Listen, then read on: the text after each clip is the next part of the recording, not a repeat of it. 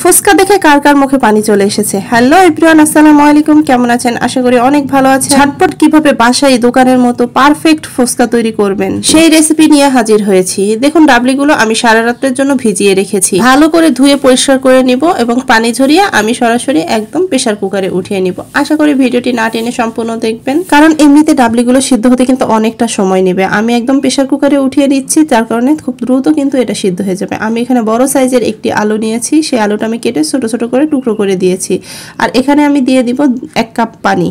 খুব বেশি পরিমাণে পানি দেওয়ার প্রয়োজন নেই, 1 কাপ পানি দিলেই কিন্তু হয়ে যাবে। আর একটু লবণ দিয়ে দিয়েছি, লবণটা দিয়ে কিন্তু খুব ভালো করে একটু মিশিয়ে নিয়েছি। এবার ঢাকনা দিয়ে ঢেকে আমি এখানে প্রেসার কুকারে 3টা সিটি উঠিয়ে নিব। আপনারা 3টা অথবা 4টা, এর বেশি দিতে যাবে না, তাহলে কিন্তু একদমই গলে ঘ্যাট হয়ে যাবে। প্রেসার কুকারে জাল হতে থাকুক, সেই সময়টা আমি এখন তেঁতুলের টক তৈরি করব। দেখুন, এখানে আমি তেঁতুল নিয়েছি, এখানে আমি গরম পানি দিচ্ছি। আর গরম পানি দিয়ে তেঁতুলের টকটা বানানোর চেষ্টা করবেন, তাহলে কিন্তু টকটা বেশি গরম পানি দিয়ে কিন্তু তেঁতুলটা খুব ভালোভাবে ভিজিয়ে নিয়েছিলাম। তেঁতুলটা ভালো করে চিপে এর অবশিষ্ট অংশগুলো উঠিয়ে ফেলবো। আর যে টকের পানিটা, সেটা কিন্তু খুব ভালো করে একটু ছেঁকে নিব। এভাবে টক তৈরি করলে কিন্তু টকটা একটু গাঢ় হয় আর খেতে কিন্তু বেশি ভালো লাগে। এখানে দিয়ে দিচ্ছি দেখুন চিলি ফ্লেক্স।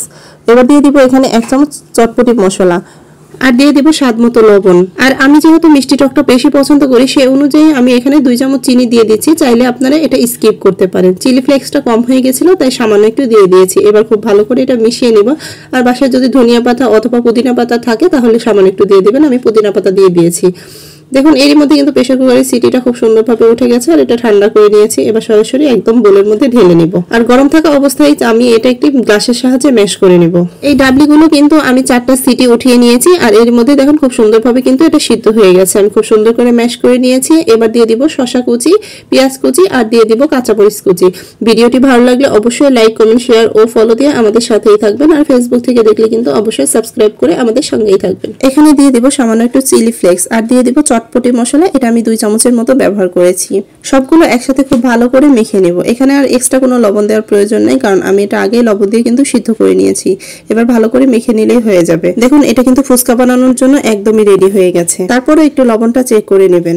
এভাবে ফুচকা তৈরি করলে যে কি মজা হয়, আপনারা একবার হলেও এভাবে বাসায় ট্রাই করে দেখবেন। খেতে কিন্তু ভীষণই ভালো লেগেছে, একদমই দোকানের মতো লেগেছে, তার থেকেও বেশি মজা। আর এখানে দেখুন আমার ফুচকাগুলো কিনে নিয়ে এসেছে। আপনারা চাইলে বাসায় তৈরি করতে পারেন, অথবা কাঁচা যে ফুচকাগুলো আছে সেটা কিনে নিয়ে এসে তেলে ভেজে নিলেও হয়ে যাবে। এবার আমি দেখুন একে একে করে ফুচকার মধ্যে পুরগুলো ভরে নিচ্ছি। এভাবে কিন্তু আমি সবগুলো পুর দিয়ে একদম প্লেটটা সাজিয়ে নিব।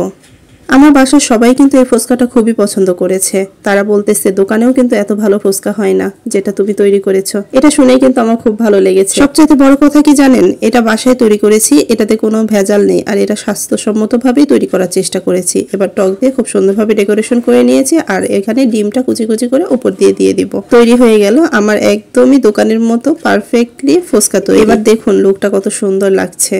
এবার খেয়ে দেখবো যে কত মজা হয়েছে।